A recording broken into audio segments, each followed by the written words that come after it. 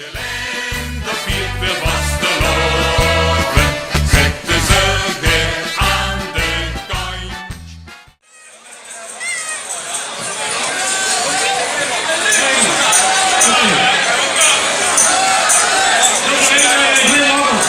Ja, speciaal voor de prins Glenmachel en prinses Elsa. Kom op.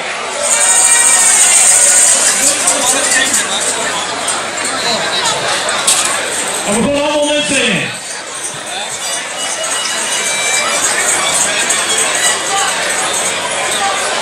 Het is gewoon muzikaal overleg op het podium. Kom op.